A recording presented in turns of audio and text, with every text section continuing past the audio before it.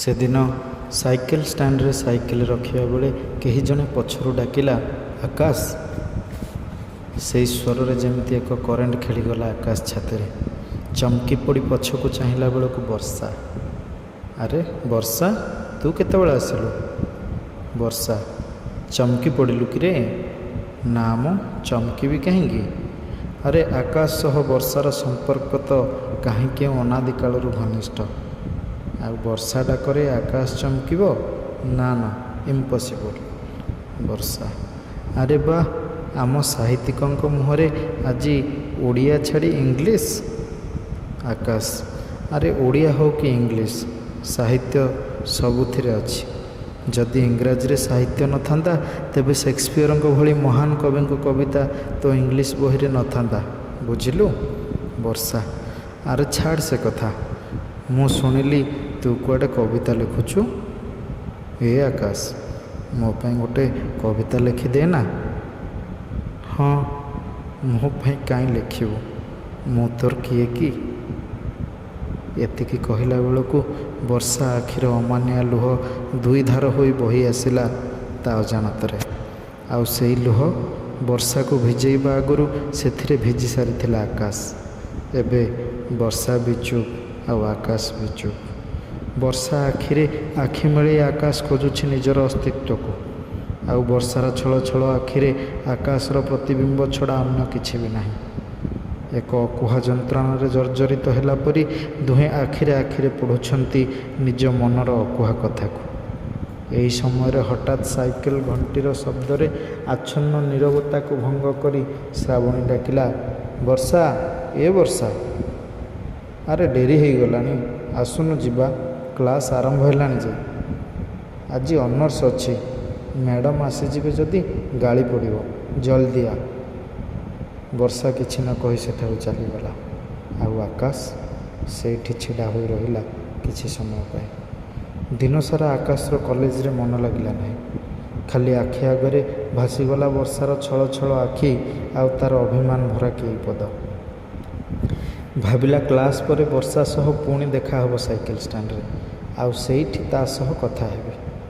ହେଲେ ଭାଗ୍ୟର ବିଡ଼ମ୍ବନା, ସେଦିନ ଅନର୍ସ କ୍ଲାସ୍ ହେଲାନି ବୋଲି ବର୍ଷା ଜଲ୍ଦି ଘରକୁ ଫେରି ଆସିଛି ଶ୍ରାବଣୀ ସହ। ଆକାଶ ବର୍ଷାକୁ ସାଇକେଲ ଷ୍ଟାଣ୍ଡରେ ଅପେକ୍ଷା କରି କରି ଘରକୁ ଫେରିଲା। ସନ୍ଧ୍ୟାରେ ଟ୍ୟୁସନରୁ ଆସି ନିଜ ପଢ଼ା ଘରେ ଷ୍ଟଡି ଟେବୁଲ ପାଖରେ ବସି ପଡ଼ିଲା ଆକାଶ। ଯୁଆଡ଼େ ଚାହିଁଲା ଖାଲି ବର୍ଷାର ସେଇ ଛଳ ଛଳ ଆଖି ଦୁଇଟି, ଆଉ ପ୍ରତ୍ୟେକ ମୁହୂର୍ତ୍ତରେ ତା କାନରେ ଗୁଞ୍ଜରିତ ହେଲା ବର୍ଷାର ସେଇ ଅଭିମାନ ଭରା କେଇ ପଦ। ସ୍ଥିର କଲା, ଯାହା ବି ହେଇଯାଉ କାଲି ସକାଳୁ ବର୍ଷାକୁ ଗୋଟେ କବିତା ଲେଖିକି ଦେବି କଲେଜରେ।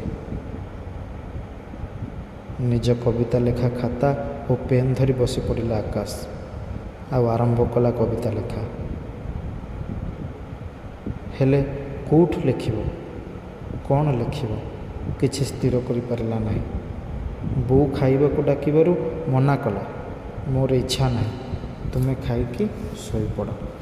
ସମୟ ପରେ ସମୟ ବିତି ଚାଲିଲା, ଆଉ ଫର୍ଦ୍ଦ ପରେ ଫର୍ଦ୍ଦ କାଗଜ ଚିରି ନିଜ ଷ୍ଟଡି ରୁମ୍ର ଡଷ୍ଟବିନ୍ ଫୁଲ୍ କରିଦେଲା ଆକାଶ। ହେଲେ ଏ ପର୍ଯ୍ୟନ୍ତ କବିତା ଲେଖା ସରିବା ତ ଦୂରର କଥା, ଆରମ୍ଭ ହୋଇପାରିଲା ନାହିଁ। ସତରେ ଏ ଶବ୍ଦଗୁଡ଼ାକ ବି ପ୍ରେମିକା ପରି ଭାରି ଅଭିମାନୀ। କେତେବେଳେ ଆପେ ଆପେ ଆସି ଅଜାଡ଼ି ଦେବେ କବିତାର ମନ୍ଦାକିନୀ, ତ କେବେ ରାତି ରାତି ବିତିଯିବ ଧରା ଦେବେନି। ରାତି ଆସି ଅନେକ ହେଲାଣି। ହେଲେ ଯାହା ବି ହଉ, ସେ ଗୋଟେ କବିତା ଲେଖିବ ଆଉ କାଲି କଲେଜରେ ବର୍ଷାକୁ ଦେବ।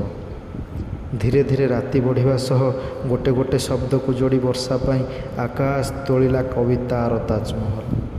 ଆଉ ଚିନ୍ତା କଲା ତା ପ୍ରେମକୁ ସେ ଏ ତାଜମହଲରେ କବର ଦେବନି।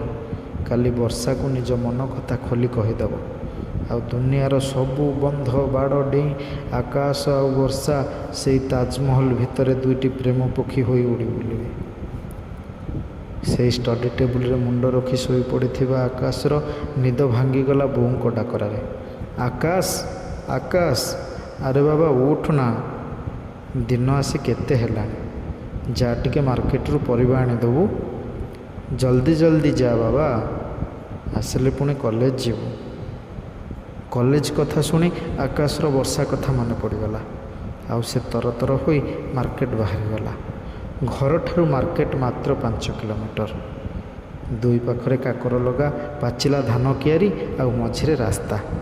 ପାଚିଲା ଧାନ କିଆରିକୁ ଦେଖି ଆକାଶ କେଇପଦ କବିତା ଗୁଣୁଗୁଣୁ ହେଲା ବେଳକୁ କେହି ଜଣେ ସାଇକେଲର ବେଲ୍ ବଜାଇ ପଛରୁ ଡାକିଲା, ଆକାଶ। ପୁଣି ଏକ ଅଜଣା ଶିହରଣ ଖେଳିଗଲା ଆକାଶ ଦେହରେ। କି ଆକର୍ଷଣ ରହିଛି ଏ ଡାକରେ। ଇଏ ବର୍ଷା ନୁହେଁ ତ? ପଛକୁ ଚାହିଁଲା ବେଳକୁ ବର୍ଷା।